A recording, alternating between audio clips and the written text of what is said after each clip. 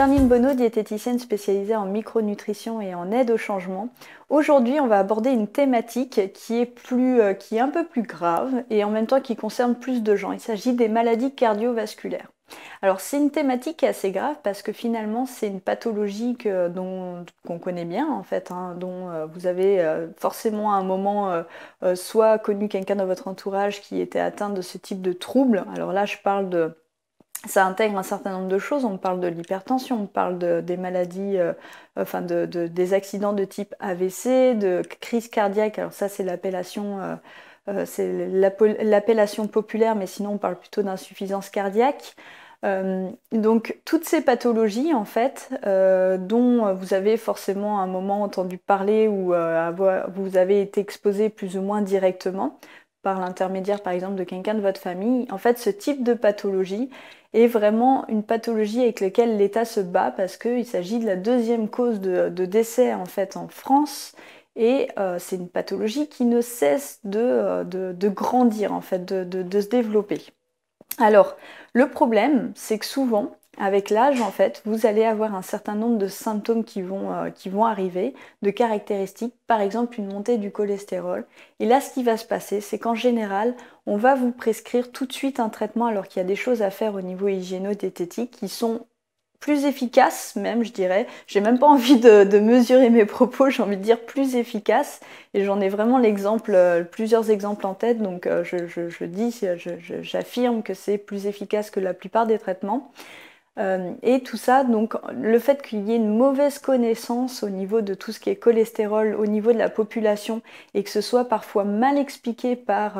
les prescripteurs de médicaments, fait que la plupart des gens ne vont pas changer leur hygiène de vie et ça va accentuer même le risque de maladies cardiovasculaires alors que on est pourtant sous la prise en charge médicamenteuse et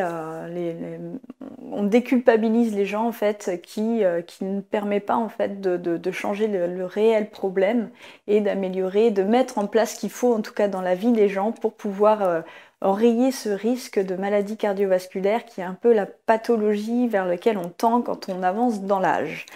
Donc voilà. Souvent ce qui va se passer, donc c'est ça, votre cholestérol va augmenter, on va vous prescrire des statines et vous allez donc forcément déculpabiliser puis maintenir vos habitudes alimentaires, tout ça parce que votre taux de cholestérol va effectivement baisser, sauf que c'est pas vraiment le problème et dans ces cas-là, le risque augmente. Alors je sais pas si vous avez déjà, vous, vécu ce type de problème en fait, enfin je pense qu'en tout cas vous avez... certainement dans votre entourage connu des gens qui avaient donc des troubles du cholestérol, qui ont pris des statines, qui n'ont rien changé à leur alimentation, ce qui fait que pour autant leur espérance de vie n'a pas spécialement été améliorée, ou c'est des personnes qui sont ensuite qui ont connu donc des pontages, des choses comme ça qui deviennent de plus en plus banales et habituelles dans notre vie, mais c'est parce que en fait finalement c'était pas la bonne solution, c'était pas les bonnes choses qu'ils ont mis en place dans leur vie. Donc sachez qu'il existe un certain nombre de choses qui sont assez simples à mettre en place dans votre vie, que plus vous les mettez tôt dans votre vie et plus vous épargnez ce type de maladies, de risques en fait qui vont se développer et qui se développent de manière quasiment systématique aujourd'hui. Et donc ça demande tout d'abord de bien comprendre comment fonctionne le cholestérol, tous ces concepts en fait qu'on connaît beaucoup de noms mais qu'on ne comprend pas forcément. Donc comprendre ce qu'est le cholestérol, ce qui n'est pas bon chez le cholestérol, ce qui est bon, ce qu'il faut mettre en place en fait, l'alimentation qui va vous permettre de prévenir les risques à ce niveau-là, mais aussi une alimentation qui va pouvoir être curative dans le cas où vous auriez déjà des problèmes. Donc pour ça, je vais mettre en place, en fait, je vais faire un certain nombre de vidéos qui vont venir dans les jours à suivre où je vais vous développer un peu ces concepts. Je vais vous développer quels sont les principes d'une alimentation qui vont vous permettre de prévenir ce type de risque et de mettre en place la bonne alimentation, les bonnes attitudes pour pouvoir vous écarter au maximum et améliorer votre santé et vous évitez surtout la mise en place de statines qui ne sont absolument pas des traitements anodins, qui ont des conséquences en fait dont on ne parle pas beaucoup et qui peuvent être écartées, vraiment là-dessus j'insiste, qui peuvent être écartées à partir du moment où vous mettez une bonne hygiène de vie,